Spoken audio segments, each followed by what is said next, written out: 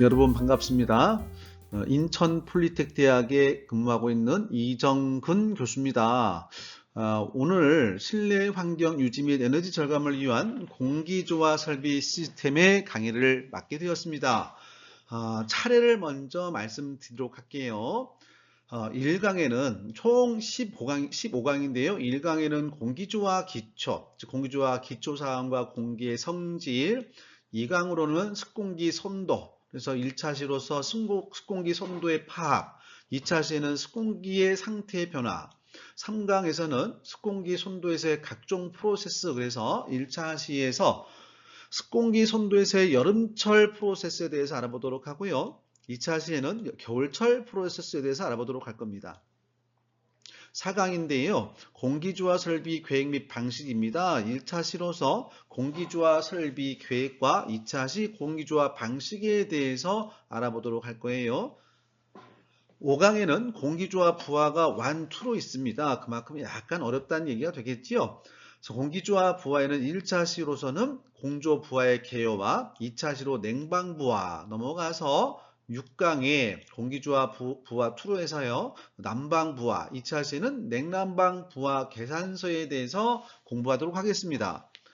7강으로는 공기조화 시스템인데요. 1차 시로 공기조화 설비의 구성에 대해서 알아보고 2차 시에는 공기조화 장치에 대해서 학습하도록 하겠습니다. 8강으로서는 펌프와 송풍기에 대해서 1차 시의 펌프, 2차 시의 송풍기에 대해서 알아보도록 하고요. 9강은 덕트 및 환기 설비 완해서 덕트 설비를 1차 시에 알아보도록 하고요. 2차 시에는 이런 덕트의 부속 및 시공에 대해서 학습하도록 하겠습니다. 10강으로서는 덕트 및 환기 설비 2로서요. 1차 시의 환기 설비에 대해서 2차 시로서는 실내 공기질 관리법에 따른 환기 기준에 대해서 학습하도록 하겠습니다. 11강입니다. 공기조화 설비 도면에 대해서 파악을 할 건데요. 1차 시로서는 덕트 설비 도면 파악과 두 번째는 공조 배관 도면에 대해서 파악을 하도록 하겠습니다. 12강입니다. 냉동 설비 1, 2로 구성이 되어 있는데요. 13강에 걸쳐서 12강은 냉동 설비의 기본사항을 1차 시에 배우도록 하고 2차 시는 냉매에 대해서 알아보도록 하겠습니다. 13강으로는 냉동 설비 2로서 압축기와 응축기, 즉 응축기에 부여되는 또 냉각탑까지 알아보도록 하고요. 2차 시에는 팽창 밸브 증발기 부속 장치에 대해서 학습하도록 하겠습니다. 14강입니다. 보일러 설비에 대해서 학습할 거예요. 1차 시로서는 보일러 설비에 대해서, 2차 시에는 보일러 부속 장치에 대해서 학습하고요. 마지막 강입니다. 마지막 강이 15강으로는 난방 설비에 대해서 학습할 겁니다. 1차 시로서는 온수 난방이요. 2차 시는 증기 난방 및 복사 난방, 온풍 난방, 지역 난방에 대해서 알아보도록 하겠습니다. 이렇게 해서 총 15강, 총 15강에서 30차시에 걸쳐서 우리 그 어떤 공학의 어떤 공기조화 전공의 그 깊이만큼 못하더라도 전반적으로 어떤 이론과 실무를 학습하도록 하겠습니다. 여러분들. 자, 1강 1차시입니다. 공기조화 기초 중에서 1차시 기초사항에 대해서 학습할 건데요. 학습 목표를 말씀드리도록 하겠습니다. 1차시에서는요, 공기조화의 개요에 대해서 학습을 하고요. 공기조화 분류에 대해서도 알아보도록 하겠습니다. 그 다음에 열 환경에 대해서 학습할 거고요. 인체 열 평형과 불쾌 지수에 대해서 학습하도록 하겠습니다. 열 전달에 대해서도 기본적으로 학습을 해야 되고요. 또 중요한 거지요. 열 전달에 이어서 현열과 잡열에 대해서도 공부하도록 하겠습니다. 1강 공기조화 기초의 목차입니다. 차례가 되겠지요. 1장에는 공기조화의 개요, 그 다음에 공기조화의 분류, 세 번째 장으로는 열 환경, 네 번째로는 인체 열 평형과 불쾌 지수에 대해서 알아보도록 하겠습니다. 다섯 번째 장으로는요, 열 전달에 대해서 학습을 할 거고요. 여섯 번째, 현열과 잡열 및 물질의 상태 변화에 대해서 알아보도록 할게요. 7장으로는 물의 온도와 상태면에 따른 열량 계산에 대해서 학습하도록 하겠습니다. 첫 번째로 공기조화의 기호인데요. 공기조화라고 하는 것이 무엇이냐 이 말이죠. 그래서 공기조화라고 하는 건 실내나 일정한 공간이라든가 특정 장소의 실내 환경 요소, 실내 환경 요소인 온도, 습도, 기류 속도 또는 청정도 등 공기조화의 4대 요소라고 그래요. 이런 4대 요소를 조종하는 것을 공기조화라고 합니다. 그래서 공기조화 4대 요소가 4가지가 있다. 자, 이러한 것들은 거주 인원에 대한 쾌적성을 증대시키고요. 산업설비에 있어서, 산업시설에 있어서는 제품의 품질 유지 및 오염 방지 또는 작업 능률의 향상 등을 위해 최적의 실내 조건을 유지하는 것을 공기조화라고 합니다. 이거를 HVAC라고 그래요. HVAC 이렇게 표현을 합니다. 이 얘기는 뭐겠습니까? 히팅, 난방이잖아요. 난방, 벤틸레이션, 환기입니다. 에어 컨디셔닝, 공기를 조종한다는 얘기예요. 이거를 HVAC, 그래서 HVAC 설비라고도 실무에서는 얘기를 합니다. 자, 공기조화의 분류는요, 2가지가 있습니다. 보건용 또는 쾌감용 공조가 있고요, 산업용 공조 2가지로 나눌 수 있어요. 그래서 또 보건용에는요, 가정용이 있고 상업용이 있죠. 가정이라고 하는 건 단독 주택 아파트를 얘기할 거고요. 상업용이라고 하는 우리가 근무하는 빌딩, 호텔, 병원, 극장이 됩니다. 산업용이라고 하는 거는 뭐예요? 공장이 되겠죠. 공장, 뭐 반도체 공장이 될 수도 있고요. 섬유 회사가 될 수도 있는 거고요. 뭐 연구소, 창고 등은 산업용이다라고 하는 거예요. 자, 그래서 보건용은 사람을 대상으로 합니다. 사람을 대상으로 해서 쾌적한 환경을 유지해서 인체의 건강을 유지하거나 위생 및 근무 환경을 향상시키는 것이 목적이 되겠지요. 그래서 보건용에는 단독주택이나 아파트 등의 가정용과 어떻게 된다? 오피스텔, 사무실, 백화점 등의 상업용으로 구분할 수 있다. 예. 산업용 공조에는 뭐예요? 생산 제품을 생산하겠죠. 제품의 생산, 품질 좋은 어떤 물품을 생산하기 위해서 환경을 맞춰야 한다는 얘기죠. 물품 등을 보관하기 위한 창고, 이러한 곳을 어떻게 한다? 가장 적당한 실내 조건을 유지하여 제품의 품질을 향상하고 공정 속도를 증가시켜서 생산성을 향상시키고, 그래서 불량률을 감소시키고 제조 원가를 절감하는 등 생산 물품을 대상으로 한다. 그러니까 다 공장을 얘기하는 거예요. 제약 공장, 섬유 공장, 반도체 공장, 연구소, 전산실인데 전자 계산실이 있습니다. 전산실이라고 하는 거죠. 전산실은 뭐예요? 전산 기계를 위한 거잖아요.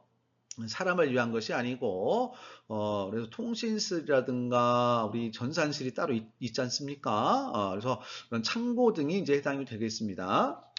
자, 열 환경에 대해서 알아보도록 할게요. 열 환경 우선 온도가 있을 겁니다. 온도. 그래서 온도라고 하는 거는 냉난방 설비 용량을 계산할 거예요. 이런 계산을 위해서 실내 온습도 조건이 있습니다. 실내 온습도 조건이 에너지 절약 설계 기준이 있습니다. 그래서 용도에 따라서 판매, 공동주택, 학교, 사무소 이런 게 있잖아요. 그래서 대략적으로 공구 온도가 쭉 나와 있어요. 그런데 목욕장이라든가 수영장은 아무래도 추운 곳이잖아요. 아무래도 우리가 옷을 안 입고 있다 보니까 아무래도 높게 유지되겠죠. 그다음에 냉방실은 공구 온도를 한 26에서 28도를 기준으로 한다. 그때 상대 습도는 50에서 대략적으로 60% 또는 70% 정도를 기준한다. 이러한 용량 계산을 위한 또 외기 온속도 조건이 있는데 지역마다 있을 거예요. 우리 인천은 30.1도를 기준합니다. 냉방할 때 상대 습도는 낮네요. 25%. 서울보다도 어떻게 돼요? 여름철에는 서울보다 한 약 1도 정도가 좀 낮네요. 외기 온도가. 그런 반면에 춘천은 한 31.6도고요. 대구는 덥잖아요. 33.3도를 기준하네요. 제주도는 3.9도 정도가 되고요. 난방할 때는요. 인천은 뭐예요? 서울보다 덜 춥네요. 서울은 마이너스 11.3도, 인천은 마이너스 10.4도를 기준하겠습니다. 상대수는 58%고 춘천이 좀 추워요.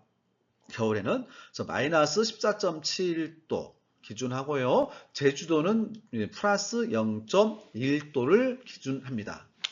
자, 체감 지표라고 하는 게 있어요. 체감 지표. 그래서 효과 온도, OT라고 합니다. 실내 기류, 공기의 흐름이죠. 흐름과 습도를 무시했어요. 무시하면 안 되는데 여름에 습도가 높으면은 우리가 쾌적감이 떨어지잖아요. 일단 무시하고 오로지 기온과 주위벽의 평균 복사 온도의 종합 온도를 고려한 체감 온도로 하고 있습니다. 초기에 나온 게 효과 온도, 좀 단순한 거죠. 예. 그래서 기온과 벽의 복사 온도를 기준하는 구문을 더해서 나누기 2하면 나와요. 유효 온도 ET입니다. 이펙티브 템퍼러처인데요. 상대 습도를 100%로 한 거예요. 실제로 상대 습도가 100%될 일은 없어요. 우리가 비가 오는 날 아니면.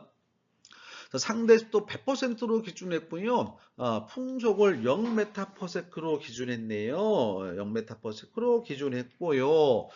그래서 결국은 정지된 기류란 얘기잖아요. 기류 상태일 때 온도와 같은 온도로 느껴지는 온도, 습도, 기류 세 가지를 고려한 거예요. 그래서 세 가지 삼요소, 유효온도 삼요소라고 합니다. 가끔 시험 문제 나오더라고요. 뭐 실무에서는 그렇게 중요한 용어는 아니라고 봐야 되는데요.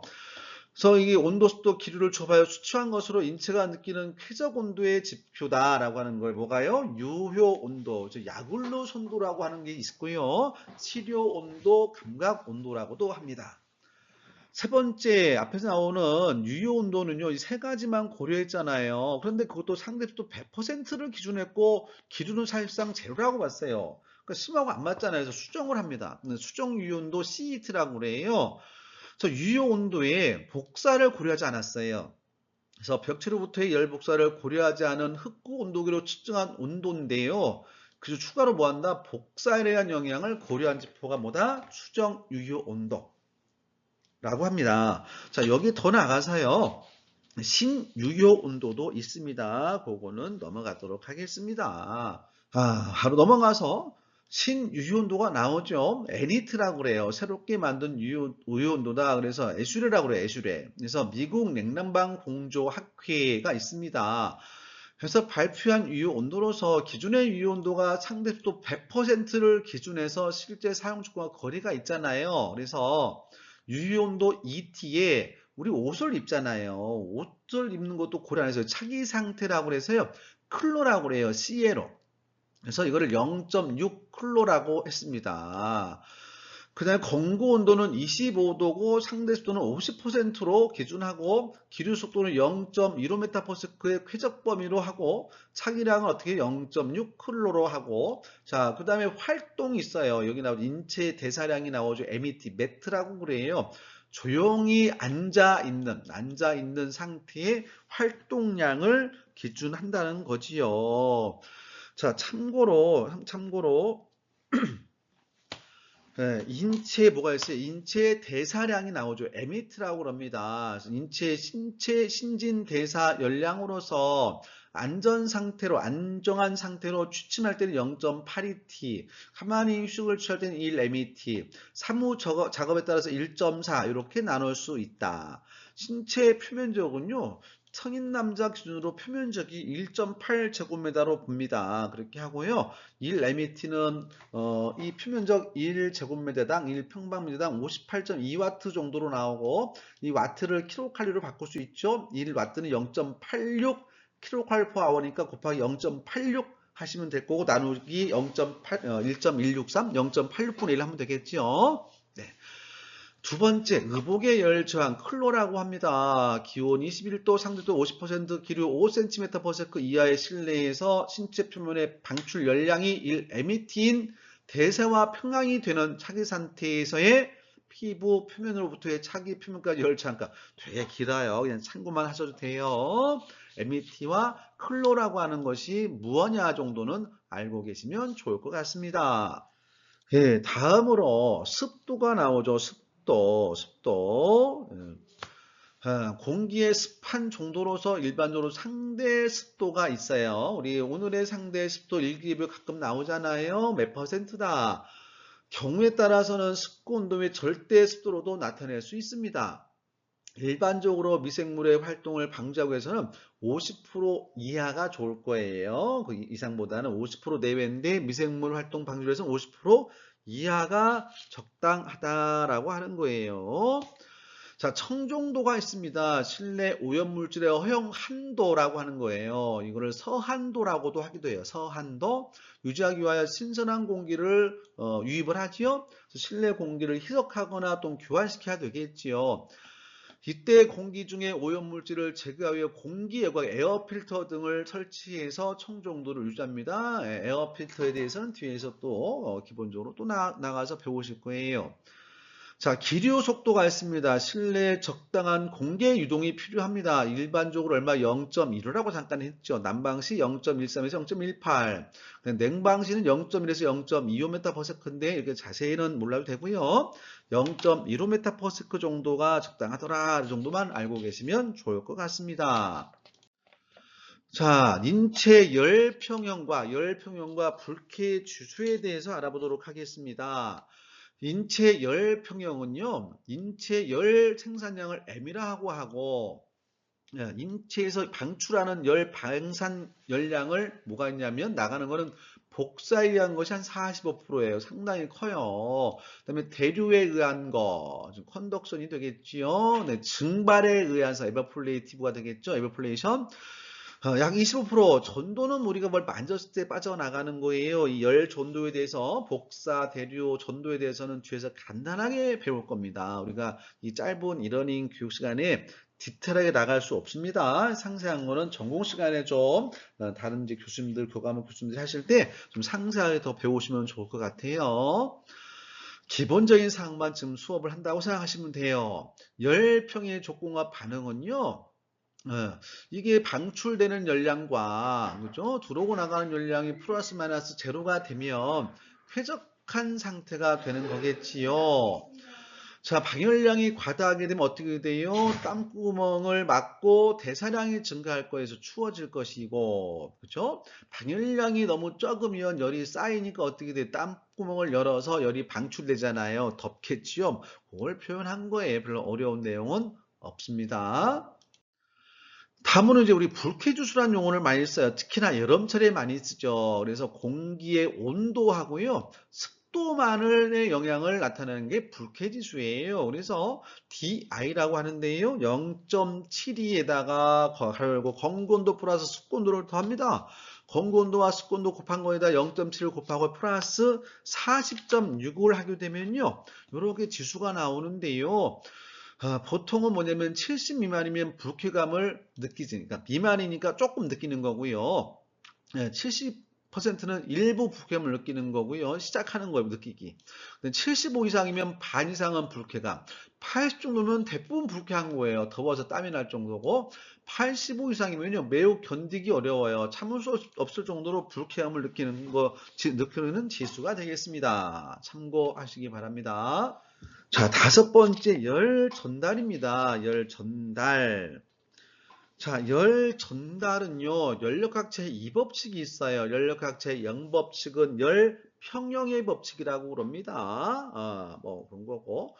그다음 연력학체 1법칙은 에너지 보존의 법칙이라고 그러죠. 줄의 법칙이라고 그래요. 에너지는 새롭게 사라지거나 형성되거나 그렇지 않단 뭐 이런 얘기예요. 간단하게 말씀드리면. 자, 연력학체 2법칙은요. 열의 방향성, 이동에 관한 법칙입니다. 그래서 열은 이동을 하는데 방향을 가지고 이동한다는 거예요. 그래서 항상 고온에서 저온으로 이동을 합니다. 이거를 열 전달 또는 전열이라고 그래요. 전열. 이 열의 이동의 방법에는 세 가지가 있어요. 전도와 대류와 복사 세 가지가 있다. 그래서 요거도 상상이 들으면 너무나 어렵고 복잡하지만 우리 이번 시간에는 그냥 개념만 잡고 가도록 할게요. 자, 첫 번째 전도입니다. 전도. 컨덕션이라고 합니다. 컨덕션. 그래서 컨덕션은 물체에 어떤 물체가 있어요. 뭐 철판이 되든지 뭐가 벽이 있든지 간에 실내와 실외의 어떤 온도차, 벽의 양쪽에 온도차가 있습니다. 델타 T가 있는 거죠. DT, 디퍼런스 템퍼러처나 델타 T가 있는 거예요. 참 그러면 어떻게 돼요? 온도가 고온에서 높은 곳에서 낮은 곳으로 이동하는 거예요. 이런 현상을 뭐 전도에 뭐해서 물체 내에서 온도차가 있을 때, 즉 고체와 고체 사이에 분자로 다 구성되어 있잖아요. 모든 물질인데 분자의 이동 없이 일어나는 열의 이동 현상을 컨덕션 전도라고 합니다. 그래서 양쪽의 온도 차를 갖다 어떻게 돼? 여기와 여기 온도 차를 1도로 봤어요. 1도 차로 주고요. 이 전열면 쭉 그런 거 있잖아요. 이 전열 면적을 1제곱미터로 받고 이 이동 거리 뭐 두께라고 표현은 상관없어요. 이동 거리를 1m로 봤을 때 1시간 동안 이동하는 연령이 얼마냐라고 하는 거예요. 그래서 이 열 전도는 람다라고 기호를 쓸 거예요. 람다. 단위는 뭐예요? 킬로칼로리 미터 아워도시예요. 양쪽의 두께가 1m고 면적도 1제곱미터예요. 나누니까 1m입니다. 메타 제곱 나누기 미터 나눠버리니까 미터고 보다 양쪽이 1도씨고 1시간에 몇 킬로칼로리가 이동하는데요. 이런 의미로 보시면 돼요. 자, 그래서 킬로칼로리 퍼 아워는요. 와트로 바꿀 수 있잖아요. 와트. 그렇죠? 그래서 와트 퍼 미터 도씨를 써도 되고요. 켈빈을 써도 됩니다. 온도차 5도씨는 온도차 5켈빈입니다. 이게 온도가 5도씨는 플러스 273에서 278 켈빈이지만 5도씨일 때는 5켈빈이에요. 온도차일 경우는. 그래서 이렇게 도씨를 쓸 수도 있고 켈빈을 쓸 수 있다. 공학 단위와 SI 단위를 설명드렸습니다. 뭐 킬로칼로리를 단순하게 곱하기 4.186해서 킬로줄로 바꿀 수도 있어요. 여러 가지 표현 방법은 있는데 현장에서 기존의 공학 단위는 이 킬로칼로리 퍼 미터 아워도시, 그다음에 현장에서 쓰는 SI 단위, 국제 단위는 와트 퍼 미터 켈빈을 주로 쓴다. 자, 그래서 열 전도는요, 풀이의 법칙이라는 게 있어요. 풀이의 법칙이 요건데요. 열 전도율량 Q는 열 전도율 람다와 열 전열 면적 A 또는 F라고 쓰기도 합니다. 페이스 또는 에리어라고 하는데요. 람다와 온도차가 클수록 많이 이동할 거예요. 다만 이 벽의 두께가 두꺼울수록 반비례할 거란 얘기예요. 그래서 열 전도 열량은 열 전도율 전열 면적 온도차에 비례하지만 두께하고는 반비례해요. 벽의 두께가 두꺼울수록 열이 빨리빨리 못 올 거 아닙니까? 많이 못 오잖아요. 이거를 풀이의 법칙이라고 한단 말이죠. 자, 대류에 대해서 알아보도록 하겠습니다. 컨벡션입니다. 컨벡션. 대류형 방열결을 컨벡타라고 하기도 합니다. 자, 얘는 유체의 흐를유체잖아요. 액체와 기체죠. 고체가 아니고. 그래서 교체, 즉 유체와 고체 표면 간의 사이, 즉 고체가 이렇게 있으면요. 여기에 공기가 있잖아요. 이런 공기에서 열이 이렇게 나가는 거예요. 여기가 온도가 고온이고 여기가 저온이면 열이 이렇게 유동해서 움직여서 나가는 거란 말이에요. 유동에 의해서. 자, 그래서 유체가 고체와 접촉하고 있고 온도차가 있을 때 열의 이동이란 얘기고 열 전달률이라는 게 나오잖아요. 알파라고 쓸 거예요. 그래서 양측의 온도차는 1도로 보고요. 전열 면적은 1제곱미터고 1시간 동안에 얼마나 이동하느냐 두께하고는 관련이 없습니다. 그래서 얘는 그 전열 면적 1제곱미터당 양쪽 온도차 1도씨 있을 때 1시간에 얼마 이동하느냐 이런 얘기죠. 킬로칼로리로. 그래서 킬로칼로리 퍼 아워를 와트로 바꿀 수 있잖아요. 그죠? 그래서 와트 퍼 제곱미터 켈빈 대신에 도씨를 쓸 수도 있다라고 하는 거고, 이때 열 전달 열량은요, 뉴턴의 냉각 법칙이라고 하는 게 있습니다. 뉴턴의 냉각 법칙에 의해서 계산할 수 있다. 그래서 이거는 열 전달률 알파와 전열 면적 A와 온도추에 비례합니다. 그래서 이렇게 비례한다는 거지요. 그래서 뉴턴의 냉각 법칙은 알파 A 델타 T로 계산할 수 있다. 이때 열 전달률은 와트 퍼 제곱미터예요. 열 전도율은 미터였죠. 얘는 제곱미터 켈빈 또는 도시였습니다. 좀 다르지요. 자, 세 번째 복사죠. 라디에이션입니다. 태양이나 난로, 주위 등에서 발생하는 복사율이 있죠. 우리 대표적으로 태양의 일사율이 있잖아요. 일사, 복사, 방사 같은 말이에요. 이게 열 전달하는 중간에 매체가 없어요. 매체가 없이 열이 이동하는데 이와 같은 것은 전자파, 열선의 형태로 열이 이동되는 거예요. 일사, 방사라고 한다.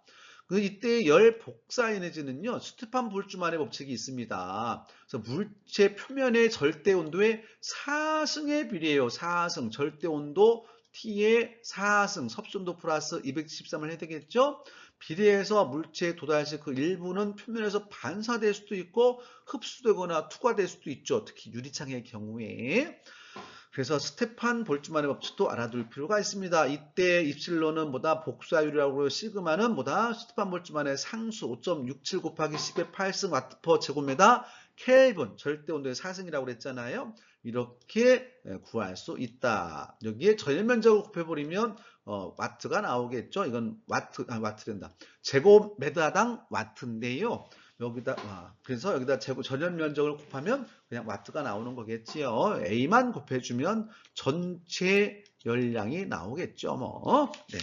자, 열 통과입니다. 열 통과. 그래서 열 통과는 뭐냐? 전도대류 복수안 나왔는데 열 통과는 뭐냐 이 말이에요. 이거는 열 전도든 대류든 두 가지 이상의 열 전달이 복합적으로 일어납니다. 단독으로 일어나지 않아요. 복합적으로 일어납니다. 이거를 열 통과 또는 열 관류라고도 합니다. 그래서 이때 여기 보면 이 벽체가 하나, 두 개, 세 개, 네 개가 있고요. 사실상 여기에 고온의 공기가 이렇게 있을 거고요. 저온의 공기가 있을 거예요. 그러면 여기서는 열 전달이 일어납니다. 유체이기 때문에 열 전도 일어나고 열 전달이 마지막에 일어나요. 항상 양쪽에 뭐가 있습니까? 열 전달이 일어납니다. 자, 그래서 여기서 좀 더 깊이 들어갔네요. 이 가운데 있는 건요, 공기층을 줬네요. 공기층. 그래서 공기층의 열저항을 줬네요. 어쨌든 간에 아무튼 공기도 열 전달이 일어나죠. 네, 유체니까.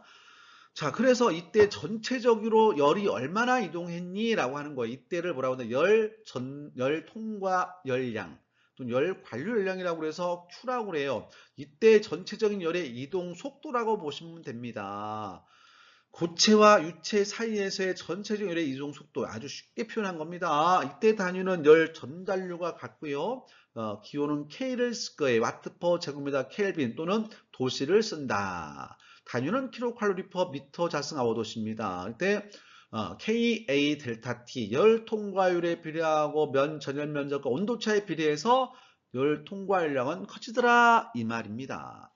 이때 이 열 통과율 또는 열 관률 이거는요 각각의 열 저항의 역수예요. 전체 여기에 열 저항 여기에 열 저항 각각의 여기에 열 저항을 다 합치면 됩니다. 그럼 각각의 열 저항이 밑에 거예요. 이거.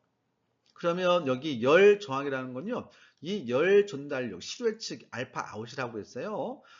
실외 측의 열 전달률의 역수를 취하면 돼요. 분의 1하면 되고. 그럼 이 실내 측은 어떻게 돼? i예요. 실내 측이니까 in.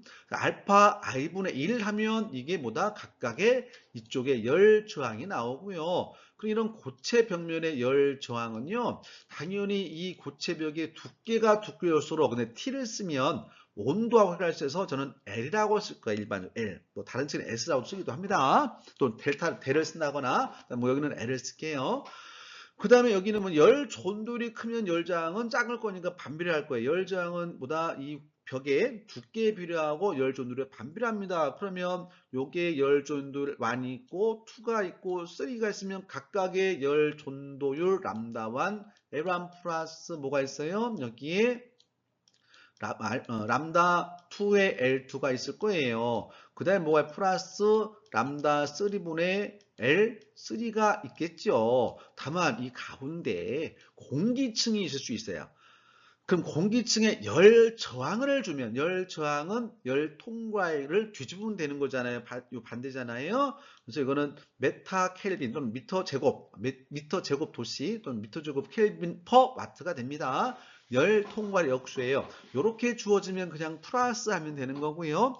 참고로 이쪽에 공기층에 열 전달률 나오면 분의 1을 해야 되겠죠. 열 저항은 열 전달률 역수라고 했으니까 각각 주어지는 경우가 다릅니다. 그래서 매우 중요한 공식입니다. 결과적으로는 열 전도관이라든 열 전달이라든 열 통과율 전체 열 통과 열량이 우린 중요한 거예요. 자, 6번째로 현열과 잠열 또는 물질의 상태 변화에 대해서 배우도록 하겠습니다. 현열이라고 하는 게 있어요. 감열이라고 그래요. 센시블 히트, 센시블, 감지할 수 있는 열이 물질의 상태 변화는 없어요. 고체나 액체나 기초로 변화하는 게 아니고요. 온도만 변화하니까 결국은 델타 T가 들어가요. 온도차. 그래서 이때 이걸 센시블리티 그냥 굳이 S라고 써놨습니다. 우리 공기조화에서는 스몰 QS라고 주로 많이 쓸 거예요. 그래서 GC 델타 T라고 합니다. 이때 좌해줄 현열량은 그 양이 많을수록 열을 많이 줘야 돼. 물의 온도를 10에서 50도로 가열한다고 쳐요. 대표요. 물의 양이 많을수록 그 무게가 무거울수록 양이 많을수록 질량이라 해도 돼요. 많을수록 열을 많이 줘야 되고 그다음에 비열이 클수록 열을 많이 줘야 돼요. 비열 중요한 겁니다. 그래서 비열이 클수록 또 비례하고요. 온도차가 클수록 열을 많이 줘야 되지 않겠습니까? 그래서 GC 델타 T라고 하고요. 다른 쪽에서는 질량 매스 M에다가 비열 C에다가요.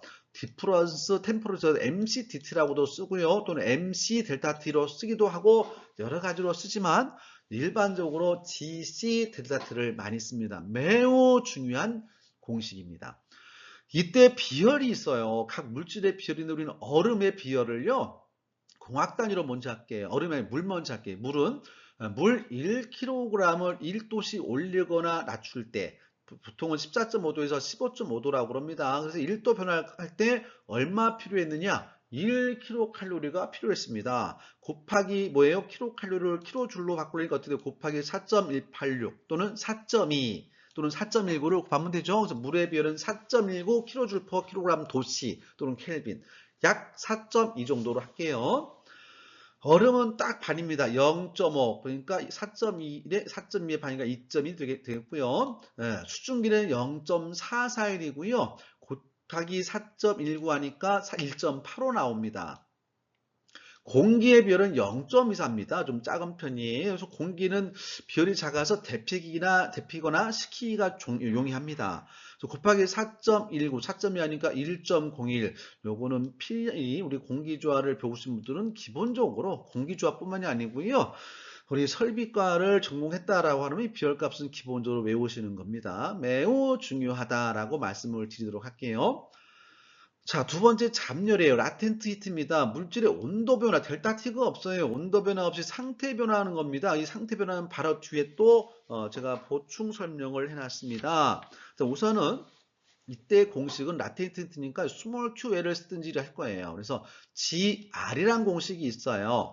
이때 그 무게가 우리가 얼음을 녹여요. 물로 온도가 0도씨 얼음을 0도씨 물로 녹여요. 여전히 온도 변화가 없고 상태는 변화했잖아요. 그럼 열을 줘야지요. 그때 이 고유 잡열 그 1kg 녹일 때 몇 킬로칼로리 필요하냐? 곱하기 4.2 하면 킬로주로 바뀌겠죠? 요 값이 정해져 있다는 겁니다. 그거는 바로 뒤에서 배울게요. 그래서 물질의 상태 변화입니다. 물질의 상태 변화. 그래서 고체제, 기체라고 하는 물질의 세 가지 상태가 있죠. 3태라고 그러죠. 이거를 얼음이 물로, 그죠? 물이 수증기로 변하고 이와 반대로 뭐예요? 변화돼 있죠. 그래서 0도씨 물이 0도씨 얼음으로 바뀌어요. 똑같이. 그러면 온도 변화 없이 물이 녹거나 얼거나 녹을 때 주고받을 거 아니에요. 요 값은 정해져 있습니다. 정확히는 79.68 kcal per kg. 여전히 현장에서 공학 단위를 쓰기 때문에 제가 같이 말씀드리고 있어요. 약 80kcal per kg이 곱하기 4.2 정도 하니까 334 정도로 하죠. 우리는. 어떤 책은 335로 하기도 하는데 우리는 334kJ per kg으로 하겠습니다. 반드시 알아야 됩니다. 자, 그 다음에 100도씨 물이 되겠죠. 온도를 계속 올려서 현열을 주면 100도씨 물이 돼서 100도씨 물이 100도씨 수증기로 변할 거예요. 이때 열을 줘야지요. 열을 주고요. 반대로 수증기를 물로 응축시키려면 열을 버려야 돼요. 그렇죠? 그래서 물의 증발 잡열, 수증기 응축 잡열이 되겠죠. 요거는 538.8 정도, 약 539 kcal per kg. 요거의 뭐예요? 88에 여기서 한 7배 정도 되겠네, 대략적으로. 그래서 이거는 곱하기 4.2 하니까 2257 kJ per kg이 나와요. 하지만 우리는 0도씨를 많이 쓸 거예요. 0도씨. 그래서 공기조화에서는 0도씨 물의 증발점이 중요합니다.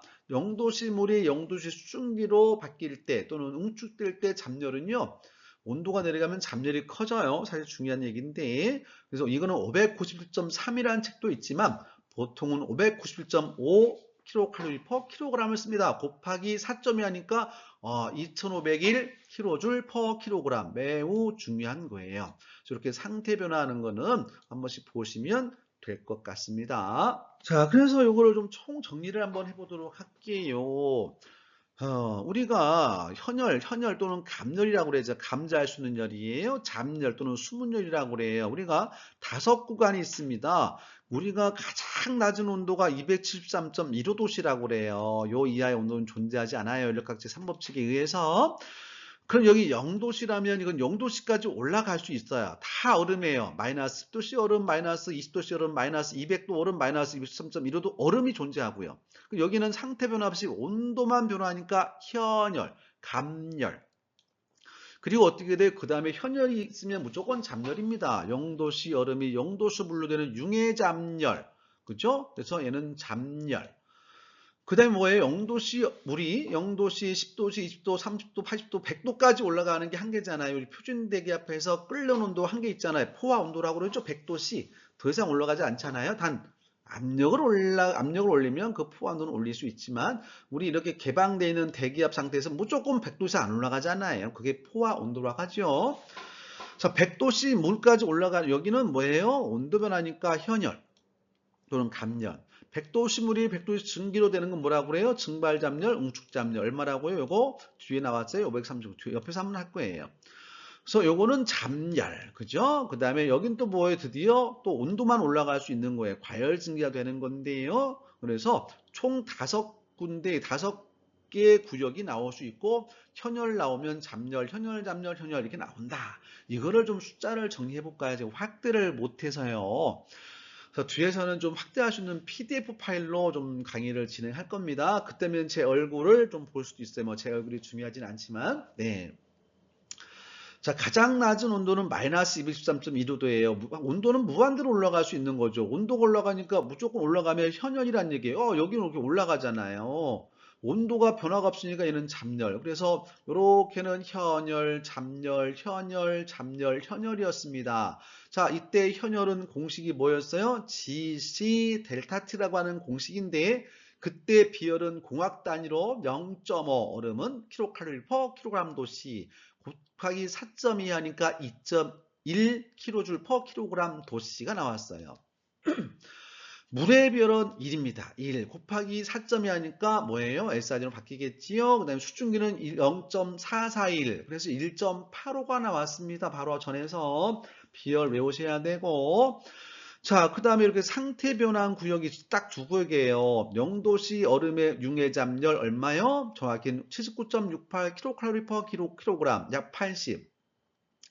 곱하기 4.2 하니까 약 334 kJ per kg을 외워야 되겠지요. 자, 그 다음에 여기 뭐예요? 물의 증발잡열 100도씨에서 얼마라고요? 539 kcal per kg 곱하기 4.2 하니까 얼마예요? 2257 kJ per kg. 그래서 자, 정리해보면 현열은 뭐라고요? T를 쓸 수 있지만 온도 변화가 있으니까 델타 T를 쓰도록 할게요. 이때 비열 값을 알고 있어요. 얼음의 값을 넣어야 되고 이때는 뭐예요? 물의 값을 넣어야 되고 이때는 수증기의 값을 넣어야 되고 자, 잡열은 뭐예요? 잡열은 GR이라고 그랬어요. 이 R이 얼마예요? 0도씨 물이나 얼음이 녹거나 뭐예요? 얼면 얼마? 약 79.68, 약 80. 자, 100도씨 물이 끓거나 해서 수증기로 되거나 수증기가 물로 응축되면 얼마가 되겠습니까?